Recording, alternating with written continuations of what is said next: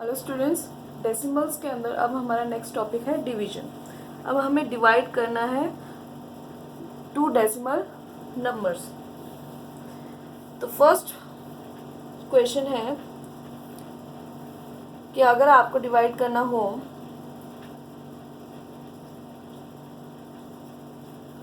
इन two values को, एक आपका डेसिमल है, एक आपका होल नंबर है, ठीक है। आपको इन्हें डिवाइड करना है, तो कैसे डिवाइड करेंगे? हम हमारी मिस्टेक्स कम हो वो प्रेफर करेंगे। तो उसके लिए क्या करें? सबसे पहले डिवीजन कैसे सॉल्व होता है?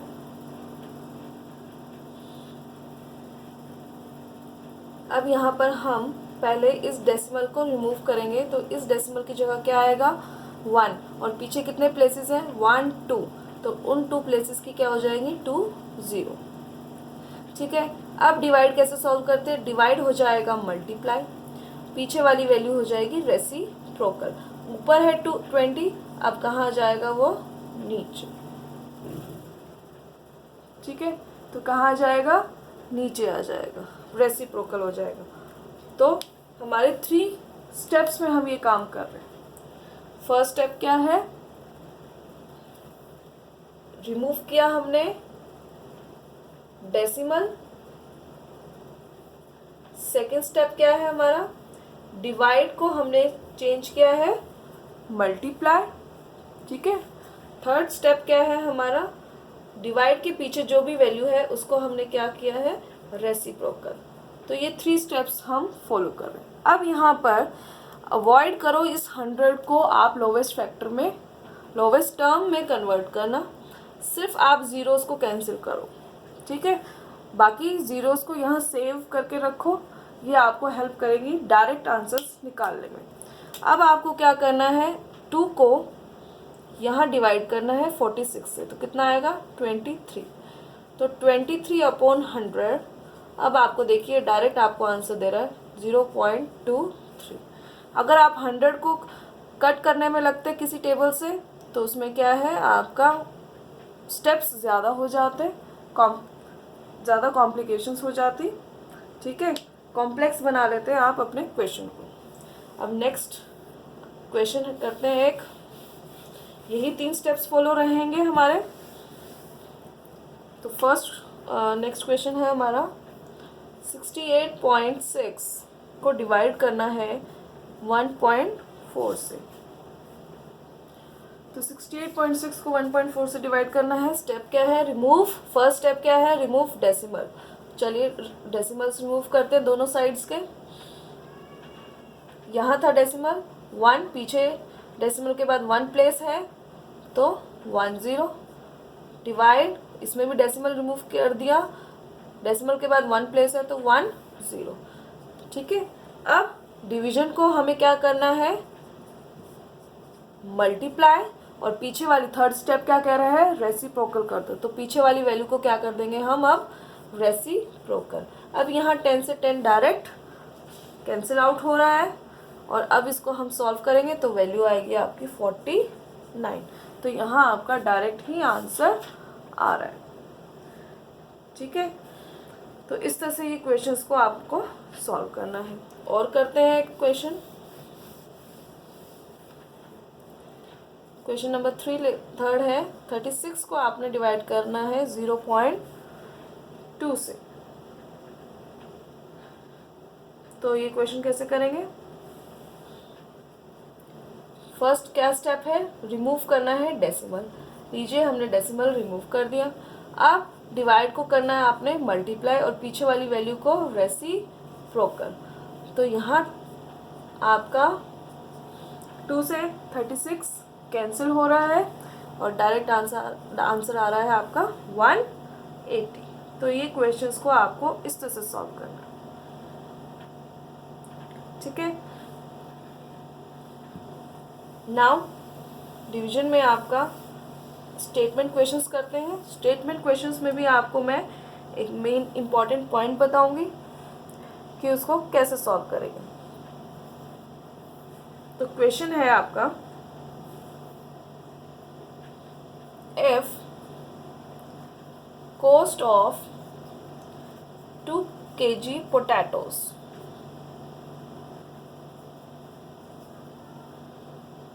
is rupees 19.50. अगर 2 kg पोटैटोज़ की कॉस्ट 19.50 रुपीज़ है, तो find the cost of 1 kg potato.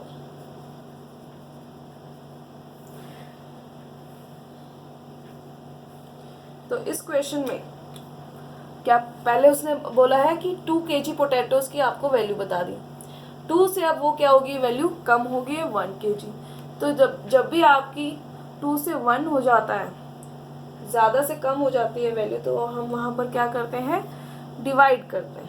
ठीक है, ये तो आपको पता लग गया कि यहाँ क्वेश्चन में करना क्या है, ऑपरेशन कौन सा परफॉर्म करना है, वो आपने क्वेश्चन को समझा कि 2 से 1 हो गई है, 2 से 1 हो गई है वैल्यू, तो वहाँ होगा डिवाइड। अब इस क्वेश्चन को अटेम्प्ट कैसे करते हैं, तो सबसे पहले क्वेश्चन में जो भी गिवन वैल्यू है तो वो आपको लिखनी है।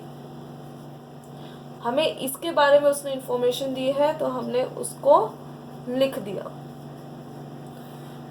ठीक है, अब उसने 1 की पूछी है, तो अब देखिए 1 kg पोटैटो की वैल्यू क्या होगी। अब ये लिखते कैसे,